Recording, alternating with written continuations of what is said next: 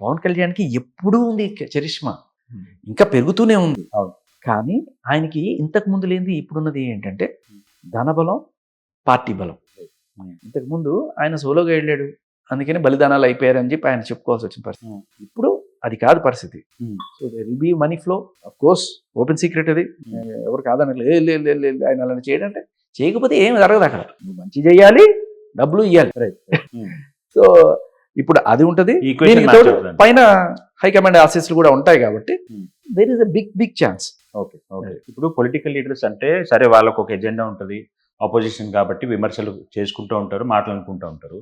నేను ఈ మధ్య కాలంలో ఒక కంటెంట్ చూస్తున్నానండి. ప్రశ్న అనే ఒక ఛానల్ ఉంది, మీతో చెప్తున్నా, అంటే మీకు తెలిసి ఉండొచ్చు, మీరు చూసినప్పుడు రావణ్ అని ఒక అతను ఉన్నాడు. సో అతను ఒక మీడియా అనేది ఒక రెస్పాన్సిబిలిటీ ఉన్న ఒక ప్లాట్ఫామ్.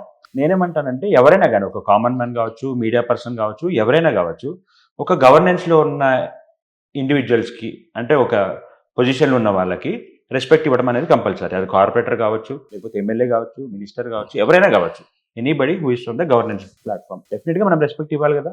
అది మన కాన్స్టిట్యూషనే మనకు అది చెప్తా ఉంది. సో ఒక కామన్ మ్యానే అంత రెస్పెక్ట్ ఇవ్వాలి అని అనుకుంటున్నప్పుడు మీడియాలో ఉండి ఒక వ్యక్తి విచ్చలవిడిగా, అంటే ఎలా అంటే బెల్టింగ్ అంటాడు, రోస్టింగ్ అంటాడు. ఇప్పుడు రీసెంట్గా పవన్ కళ్యాణ్ గారు ప్రెస్ మీట్ తర్వాత పులిహోర పవన్ అని పెట్టి తమ్నైల్ పెట్టి ఆయన రోస్ట్ చేస్తా ఉన్నాడు. సో ఇట్లాంటి దాన్ని మీరు ఏమంటారు అసలు? అంటే చంద్రబాబు నాయుడు గారు పెట్టి కూడా స్పూఫ్ చేస్తాడు, ఆయన ఒక సీఎం. మరి ఈయన మీడియాలో ఉండి ఒక ప్లాట్ఫామ్లో ఇంతమంది వ్యూవర్స్ కనపడుతున్నప్పుడు ఇలా ఇర్రెస్పాన్సిబుల్గా బిహేవ్ చేయడం ఎంతవరకు కరెక్ట్ అంటారు మీరు? సార్ అంటే పత్రికా స్వేచ్ఛలో ఒక చిన్న అడ్వాంటేజ్ తీసుకుంటున్నారు.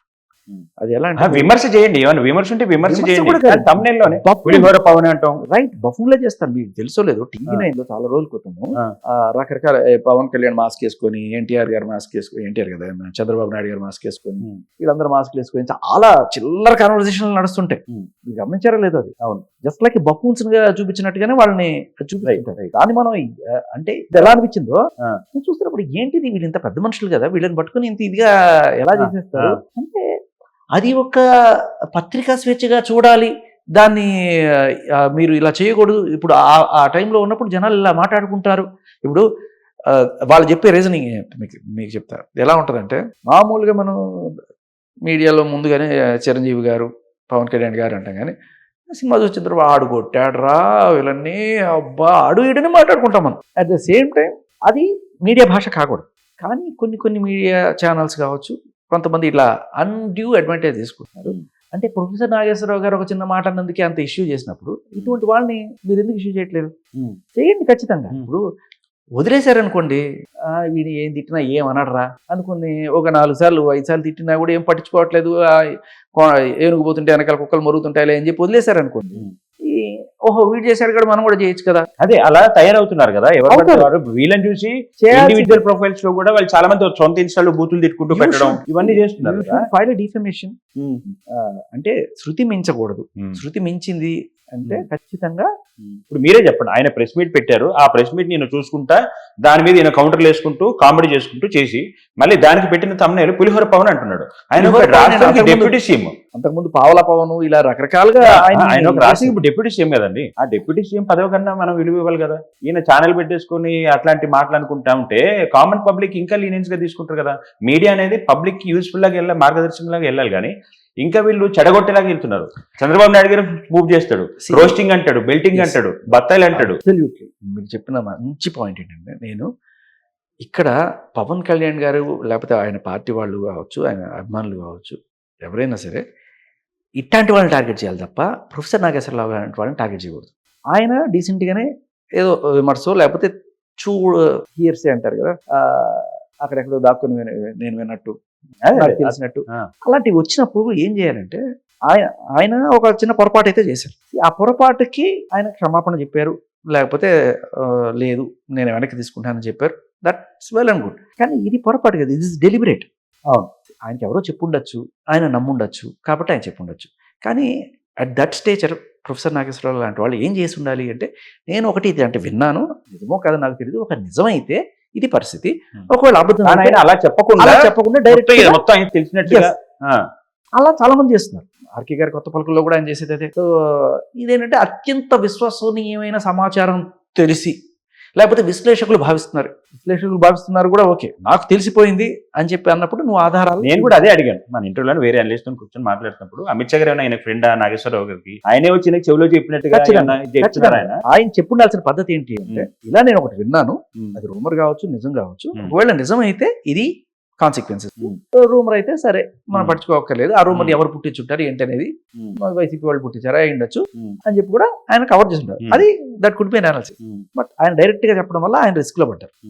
కానీ ఆయన అరెస్ట్ చేసేస్తాము, ఆయన్ని ఇంకా నానా రకాలుగా క్రిటిసైజ్ చేయడం అనేది కరెక్ట్ కాదు. కొంతవరకు ఆయన అని వదిలేసి ఉంటారు. బట్ ఇటువంటి మీరు ఈ పులిహారలు ఇట్లాంటివి చెప్పారు చూసారా, ఇటువంటి వాళ్ళు మీరు గట్టిగా టార్గెట్, చాలా గట్టిగా టార్గెట్ చేయొచ్చు. అటువంటి వాళ్ళకి ఏంటంటే మేబీ ఒక పొరపాటు, అందరూ పొరపాట్లు చేస్తారు లైఫ్లో.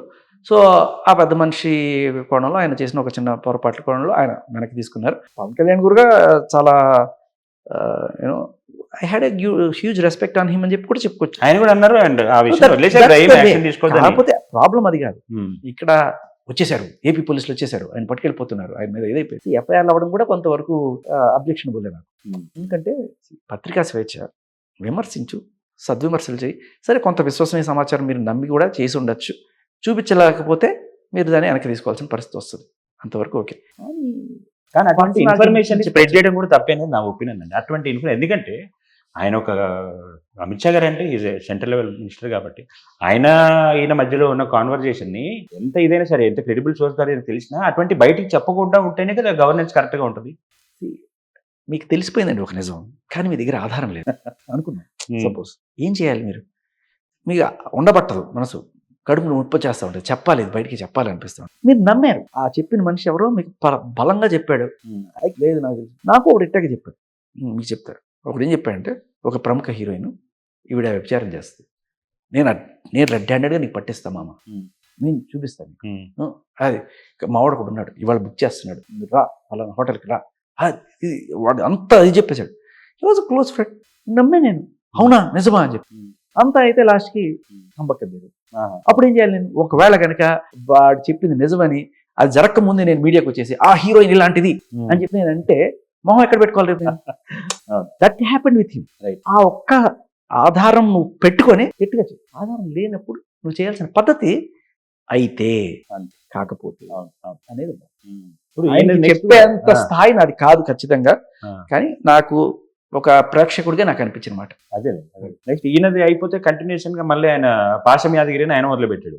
చూసారా ఆయన మరీ స్టేట్మెంట్స్ ఎలా అంటే, సినిమా వాళ్ళు అంతా లంగలు దొంగలు, శీలం ఉండదు, చదువు ఉండదు, వేస్ట్ ఫెలోస్ అని చాలా ఘోరంగా మాట్లాడారు ఆయన. ఇప్పుడు ఘోరంగా పవన్ కళ్యాణ్ గారిని తిట్టారు, సేమ్ అదే డైలాగ్ చంద్రబాబు నాయుడు గారిని అన్నారు. ఇప్పుడు ఈ ఘోరంగా మాట్లాడే వాళ్ళకి ఏమవుతుందంటే క్రెడిబిలిటీ పోద్ది. ఇప్పుడు ప్రొఫెసర్ నాగేశ్వరరావు గారు మాట్లాడారు అంటే దాని మీద ఇంత డిస్కషన్ జరుగుతుంది, ఈ ఇట్టగా మాట్లాడతాడు, వీడికి ఏంటి క్రెడిబిలిటీ?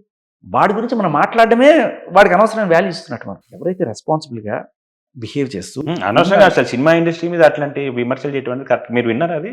ఇప్పుడు చేసినప్పుడు వాళ్ళ మీద కేసులు పెట్టచ్చు, వాళ్ళని లోపల వేయచ్చు, లేకపోతే ఎఫ్ఐఆర్లు పెట్టచ్చు, అవి చేయొచ్చు. కానీ నేనేమంటానంటే అటువంటి వాళ్ళ స్థాయి మనం ఎంచక్కర్లేదు అంటాం. మనం మాట్లాడు ఇప్పుడు ప్రొఫెసర్ నాగేశ్వరరావు గారి స్థాయి ఉంది, అటువంటి మనిషి ఇట్లా మాట్లాడాడే అంటే మనం దాని గురించి డిస్కస్ చేయొచ్చు. సో మెయిన్ గా ఈ రోజున తెలంగాణలో ఆయనకి పర్మిషన్ ఇవ్వకపోవడానికి శేఖర్ గారు, ఇప్పుడు జనసేన సరే తెలంగాణలోకి వస్తుంది, వీళ్ళు ఆపేవాళ్ళు ఆపుతారు, బట్ డెఫినెట్ గా ఆయన ఎవరు ఆపలేరు, మనల్ని ఎవరు ఆపేది ఆయన ఆపేలు ఎవరు లేరు. సో ఇమీడియట్ గా నెక్స్ట్ మనకు కనపడుతుంది ఏంటంటే జిహెచ్ఎంసీ ఎలక్షన్స్ రాబోతున్నాయి సిటీలో, మేబీ నవంబర్, డిసెంబర్, జనవరి ఆ టైం వరకు అంటున్నారు.